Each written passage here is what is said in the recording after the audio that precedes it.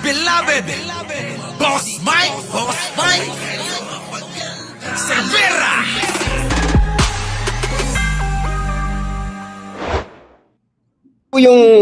Yung series sequence of events, tandaan po ninyo, nung panahon ni dating Pangulong Rodrigo Duterte, may mga pinangalanan siyang mga tao. Oh.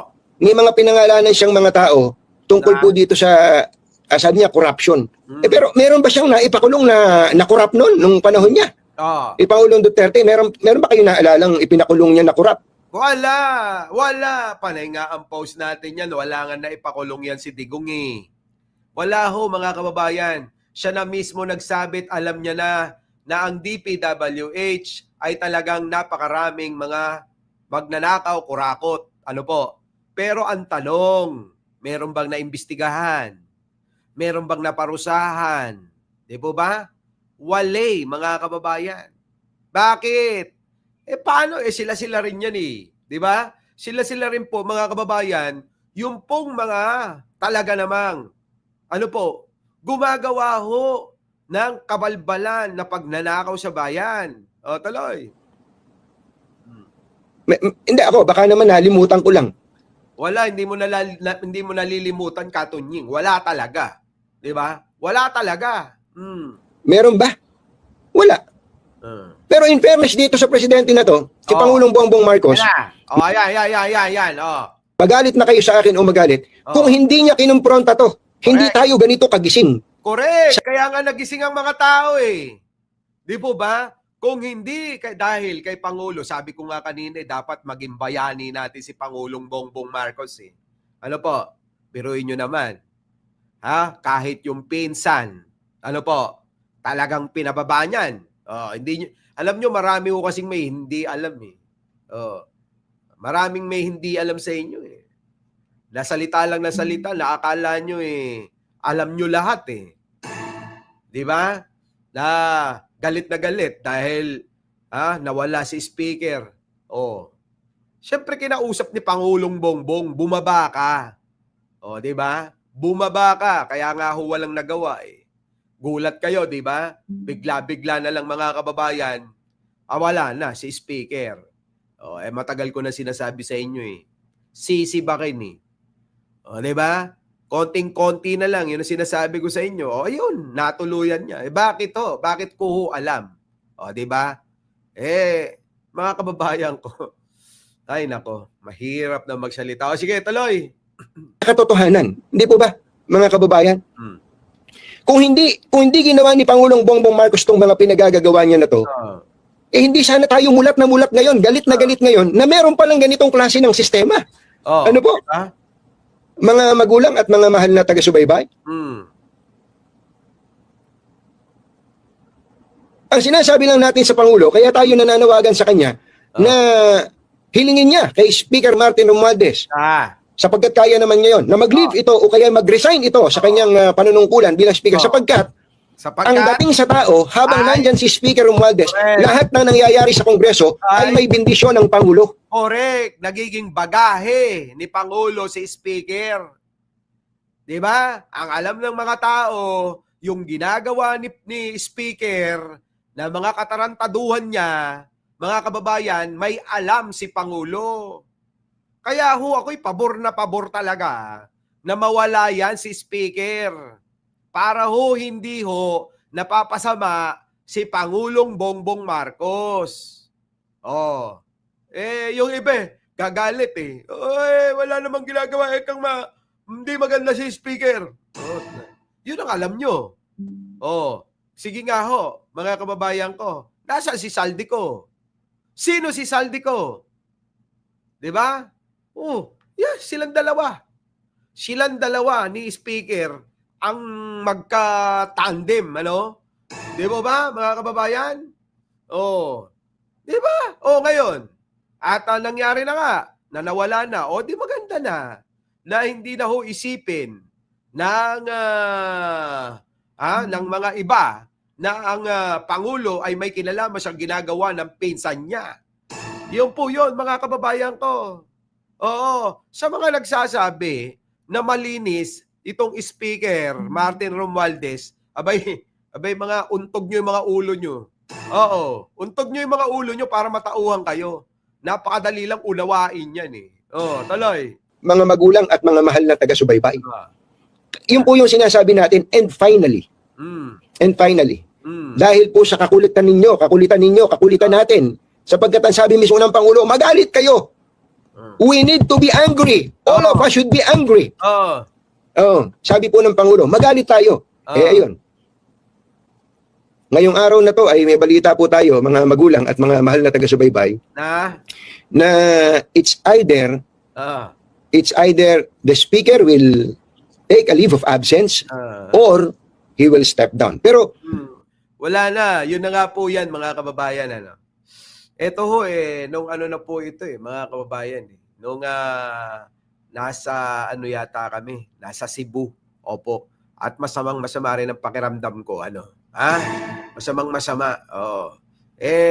Wala mga kababayan hindi tayo makagawa ng content at talaga naman talagang mainit yan mainit po.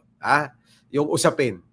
Pero mga kababayan, ako'y natutuwa dahil ganun na nga yung nangyari. Na nawala na ho yung bagahe ho ni Pangulong Bongbong Marcos. Talagang ibang level yung pong kung hindi nyo ho alam, mga kababayan, kung hindi nyo ho alam, marami hong mga nagsasabi na talagang itong si Speaker ay nakakasira ng husto kay Pangulong Bongbong Marcos. 'Di ba? Yan. Yan ho yun wala akong bakit tinanggal, bakit gano'n unawain nyo na lang hong maigi. Unawain nyo maigi. Tulad niyan, tingnan nyo yung pinang-aano nila kay Sandro, itong mga DDS. Si Speaker ganito. 'Di ba? Ang travel authority ni Ko at bibigyan siya ng 10 araw para umuwi na sa Pilipinas. Yan nga yung balita kahapon, binawi na yung binawi na ni Speaker D yung travel authority ni Ko. Dapat lang imbestigahan yan, mga kababayan. Imbestigahan, mga kababayan. Hanggat wala pang resibo, di ka naniniwala sa akin, Ninang Lili Tonini? Hindi ka naniniwala sa akin? Nasa loob ako niyan? Alam ko yung galawan nila? Ano ka ba? Diyos ko. Ano pang silbi ng nanonood ka sa akin kung di mo na pala ako pinaniniwalaan?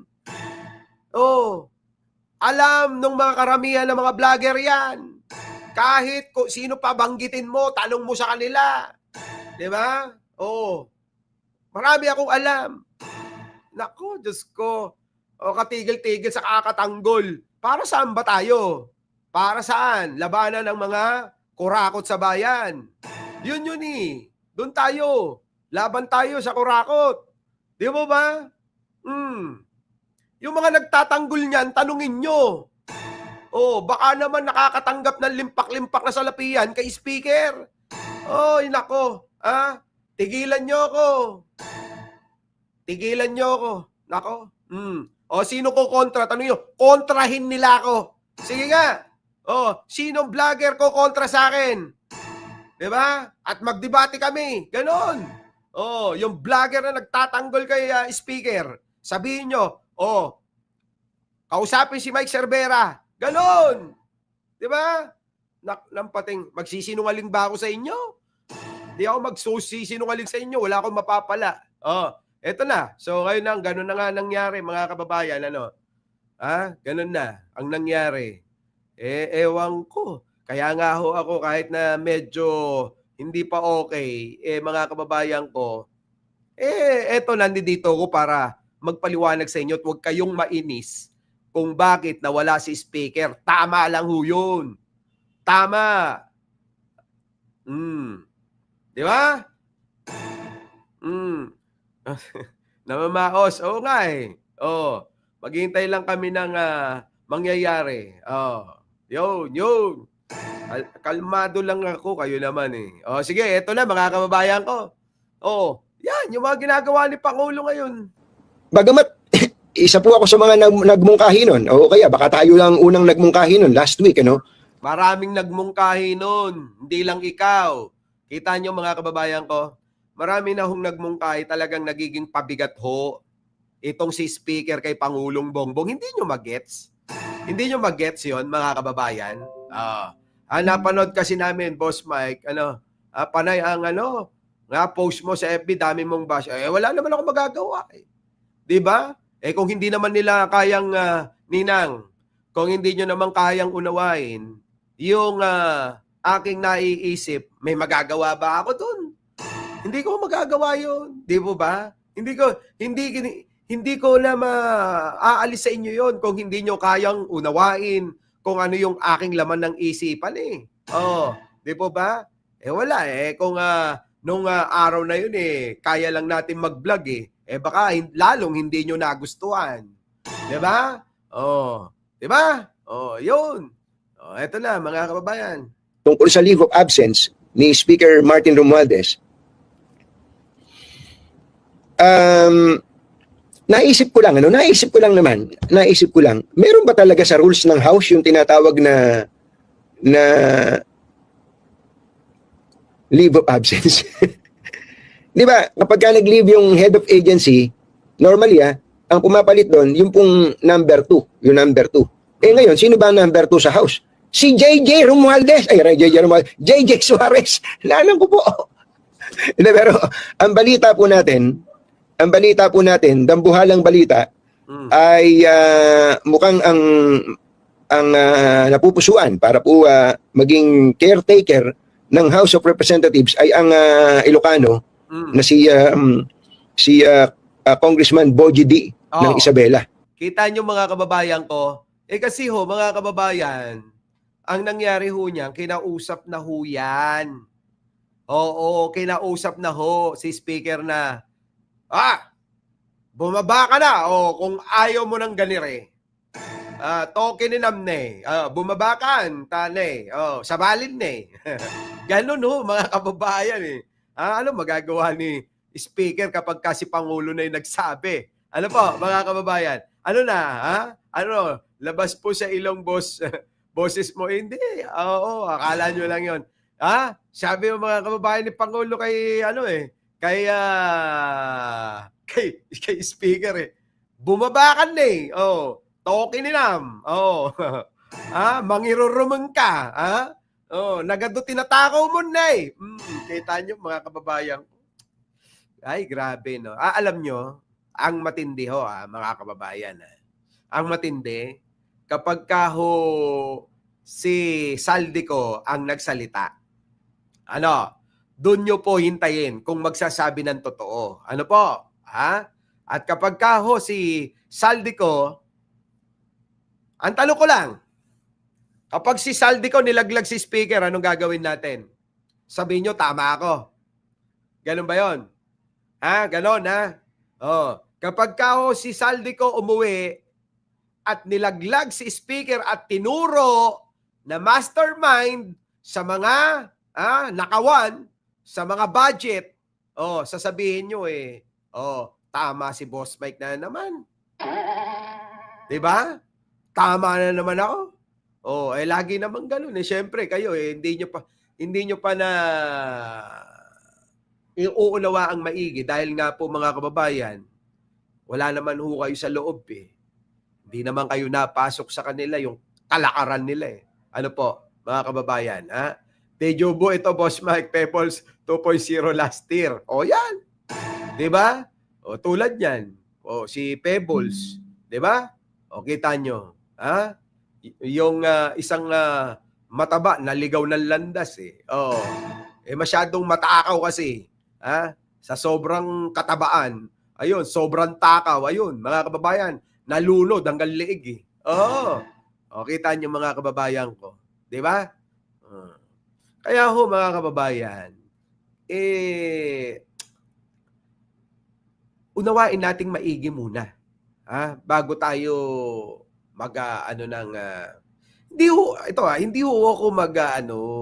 hindi ho ako magsasalita ng wala akong personal na knowledge. Maglolokohan tayo?